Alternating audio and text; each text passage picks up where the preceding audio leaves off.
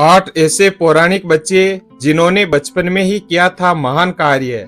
हमारे धर्म ग्रंथों में ऐसे अनेक बच्चों के बारे में बताया गया है जिन्होंने कम उम्र में ही कुछ ऐसे काम किए जिन्हें करना किसी के बस में नहीं था, लेकिन अपनी ईमानदारी, निष्ठा व समर्पण के बल पर उन्होंने मुश्किल से मुश्किल काम भी बहुत आसानी से कर दिए। आज हम आपको 8 ऐसे ही बच्चों के बारे में बता रहे हैं। पहला, गुरु भक्त आरुणि। महाभारत के अनुसार अयोध्या नाम के एक ऋषि थे। उनके एक शिष्य का नाम आरुणि था। वह पांचाल देश का रहने वाला था।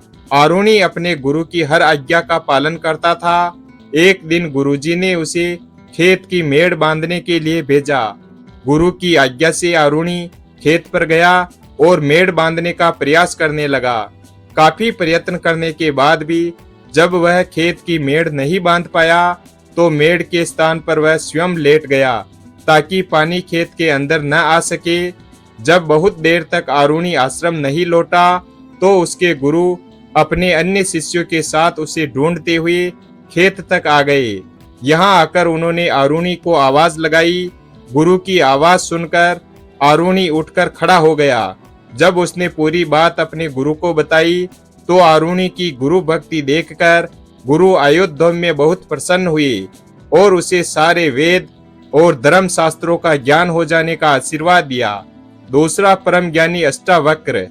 प्राचीन काल में कहोड नामक एक ब्राह्मण थे। उनकी पत्नी का नाम सुजाता था। समय आने पर सुजाता गर्भवती हुई। एक दिन जब कहोड वेद पाठ कर रहे थे तभी सुजाता के गर्भ में स्थित शिशु बोला, पिताजी, आप रात भर वेद पाठ करते हैं किंतु वह ठीक से नहीं होता। गर्भस्थ शिशु के इस प्रकार कहने पर कहोड क्रोधित होकर बोले कि तू पेट में ही ऐसी टेढ़ी मेढ़ी बातें करता है, इसलिए तू 8 स्थानों से टेढ़ा उत्पन्न होगा। इस घटना के कुछ दिन बाद कहोड राजा जनक के पास धन की इच्छा से गए। वहां बंदी नामक विद्वान से वे शास्त्रार्थ में हार गए। नियमानुसार उन्हें जल में डुबा दिया गया। कुछ दिनों बाद अष्टावक्र का जन्म हुआ किंतु उसकी माता ने उसे कुछ नहीं बताया। जब अष्टावक्र 12 वर्ष का हुआ तब एक दिन उसने अपनी माता से पिता के बारे में पूछा। तब माता ने उसे पूरी बात सच सच बता दी। अष्टावक्र भी राजा जनक के दरबार में शास्त्रार्थ करने के लिए गया। यहाँ अष्टावक्र और बंदी के बीच शास्त्रार्थ हुआ जिसमें अष्टावक्र ने उसे पराजित कर दिया। अष्टावक्र ने राजा से कहा कि बंदी को भी नियमानुसार जल में डुबा देना चाहिए। तब बंदी ने बताया कि वह जल के स्वामी वरुण देव का पुत्र है। उसने जितने भी विद्वानों को शास्त्रार्थ में हराकर जल में डुबाया है वे सभी वरुण लोक में हैं। उसी समय जल में डूबे हुए सभी ब्राह्मण पुनः बाहर आ गए। अष्टावक्र के पिता कहोड भी जल से निकल आए। अष्टावक्र के विषय में जानकर उन्हें बहुत प्रसन्नता हुई और पिता के आशीर्वाद से अष्टावक्र का शरीर सीधा हो गया। तीसरा, आस्तिक।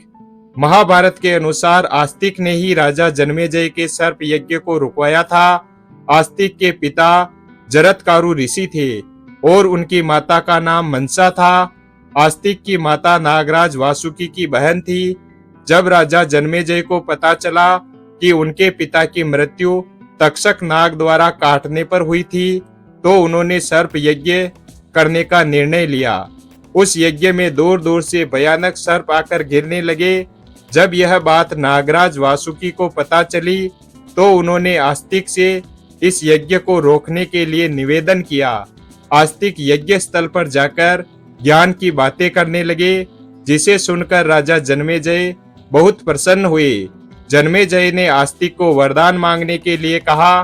तब आस्तिक ने राजा से सर्प यज्ञ बंद करने के लिए निवेदन किया। राजा जन्मेजय ने पहले तो ऐसा करने से इनकार कर दिया, लेकिन बाद में वहां उपस्थित ब्राह्मणों के कहने पर उन्होंने सर्प यज्ञ रोक दिया और आस्तिक की प्रशंसा की। चौथा, भक्त प्रहलाद। बालक प्रहलाद की कथा का वर्णन श्रीमद्भागवत में मिलता है।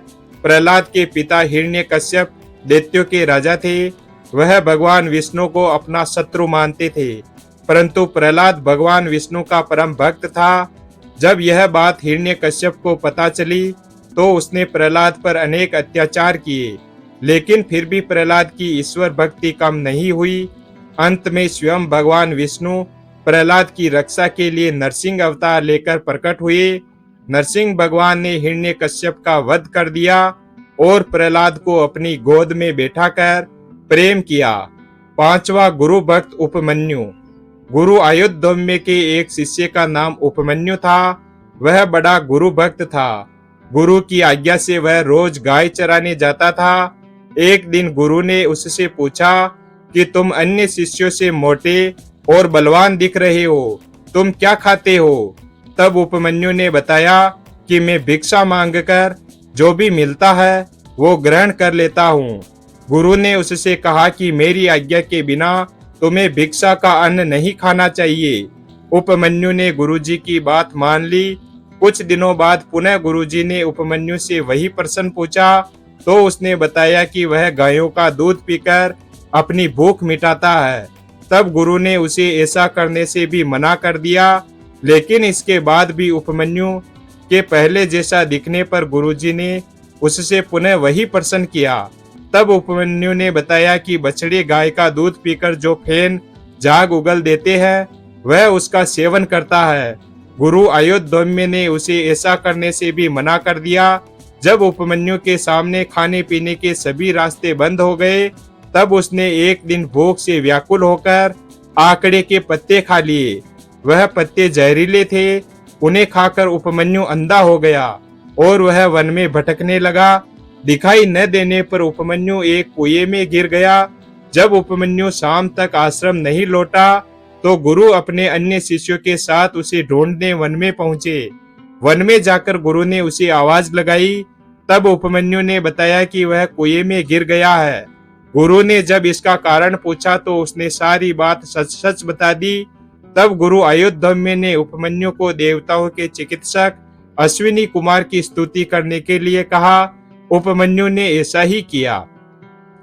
स्तुति से प्रसन्न होकर अश्विनी कुमार प्रकट हुए और उपमन्यु को एक फल देकर बोले कि इसे खाने से तुम पहले की तरह स्वस्थ हो जाओगे।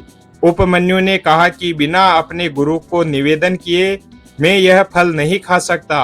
उपमन्यु की गुरु भक्ति से प्रसन्न होकर अश्विनी कुमार ने उसे पुनः पहले की तरह स्वस्थ होने का वरदान दिया, जिससे उसकी आंखों की रोशनी भी पुनः लौट आई। गुरु के आशीर्वाद से उसे सारे वेद और धर्म शास्त्रों का ज्ञान हो गया। छठा है मार्कंडेय ऋषि। धर्म ग्रंथों के अनुसार मार्कंडेय ऋषि अमर है। 8 चिरंजीवियों में मार्कंडेय ऋषि का भी नाम आता है। इनके पिता मर्कंडू ऋषि थे। जब मर्कंडू ऋषि को कोई संतान नहीं हुई तो उन्होंने अपनी पत्नी के साथ भगवान शिव की आराधना की। उनकी तपस्या से प्रकट हुए भगवान शिव ने उनसे पूछा कि वे गुणहीन दीर्घायु पुत्र चाहते हो या गुणवान 16 साल का अल्पायु पुत्र। तब मर्कंडू ऋषि ने कहा कि उन्हें अल्पायु लेकिन गुणी पुत्र चाहिए। भगवान शिव ने उन्हें यह वरदान दे दिया। जब मार्कंडेय ऋषि 16 वर्ष के होने वाले थे तब उन्हें यह बात अपनी माता द्वारा पता चली। अपनी मृत्यु के बारे में जानकर वे विचलित नहीं हुए और शिव भक्ति में लीन हो गए। इस दौरान सप्त ऋषियों की सहायता से ब्रह्मदेव से उनको महामृत्युंजय मंत्र की दीक्षा मिली। इस मंत्र का प्रभाव यह हुआ कि जब यमराज तय समय पर उनके प्राण हरने आए तो शिव भक्ति में लीन मार्कंडेय ऋषि को बचाने के लिए स्वयं भगवान शिव प्रकट हो गए और उन्होंने यमराज के वार को बेअसर कर दिया। बालक मार्कंडेय की भक्ति देखकर भगवान शिव ने उन्हें अमर होने का वरदान दिया। 7वां गुरु भक्त एकलव्य। एकलव्य की कथा का वर्णन महाभारत में मिलता है। उसके अनुसार एकलव्य निषाद राज हिरण्यधनु का पुत्र था। वह गुरु द्रोणाचार्य के पास धनुर्विद्या सीखने गया था, लेकिन राजवंश का न होने के कारण द्रोणाचार्य ने उसे धनुर्विद्या सिखाने से मना कर दिया। तब एकलव्य ने द्रोणाचार्य की एक प्रतिमा बनाई और उसे ही गुरु मानकर धनुर्विद्या का अभ्यास करने लगा। एक बार गुरु द्रोणाचार्य के साथ सभी राजकुमार शिकार के लिए वन में गए। उस वन में एकलव्य अभ्यास कर रहा था। अभ्यास के दौरान कुत्ते के भौंकने पर एकलव्य ने अपने बाणों से कुत्ते का मुंह बंद कर दिया। जब द्रोणाचार्य व राजकुमारों ने कुत्ते को इस हाल में देखा तो वे उस धनुर्धर को ढूंढने लगे जिसने इतनी कुशलता से बाण चलाए थे। एकलव्य को ढूंढने पर द्रोणाचार्य ने उससे उसके गुरु के बारे में पूछा। एकलव्य ने बताया कि उसने प्रतिमा के रूप में ही द्रोणाचार्य को अपना गुरु माना है। तब गुरु द्रोणाचार्य ने गुरु दक्षिणा के रूप में एकलव्य से दाहिने हाथ का अंगूठा मांग लिया। एकलव्य ने बिना कुछ सोचे अपना अंगूठा द्रोणाचार्य को दे दिया। 8वां बालक ध्रुव। बालक ध्रुव की कथा का वर्णन श्रीमद् भागवत में मिलता है। उसके अनुसार ध्रुव के पिता का नाम उत्तानपाद था। उनकी 2 पत्नियां थी, सुनीति और सुरुचि। ध्रुव सुनीति का पुत्र था। एक बार सुरुचि ने बालक ध्रुव को यह कहकर राजा उत्तानपाद की गोद से उतार दिया कि मेरे गर्भ से पैदा होने वाला ही गोद और सिंहासन का अधिकारी है। बालक ध्रुव रोते हुए अपनी मां सुनीति के पास पहुंचा। मां ने उसे भगवान की भक्ति के माध्यम से ही लोक परलोक के सुख पाने का रास्ता दिखाया। माता की बात सुनकर ध्रुव ने घर छोड़ दिया और वन में पहुंच गया। वहां देव ऋषि नारद की कृपा से ओम नमो भगवते वासुदेवाय मंत्र की दीक्षा ली। यमुना नदी के किनारे मधुवन में बालक ध्रुव ने इस महामंत्र को बोलकर घोर तप किया। इतने छोटे बालक की तपस्या से खुश होकर भगवान विष्णु प्रकट हुए। भगवान विष्णु ने बालक ध्रुव को ध्रुव लोक प्रदान किया। आकाश में दिखाई देने वाला ध्रुव तारा बालक ध्रुव का ही प्रतीक है। वीडियो अगर पसंद आया हो तो वीडियो को लाइक और हमारे चैनल शिव भक्त को सब्सक्राइब करें और अपने दोस्तों के साथ शेयर करें। धन्यवाद।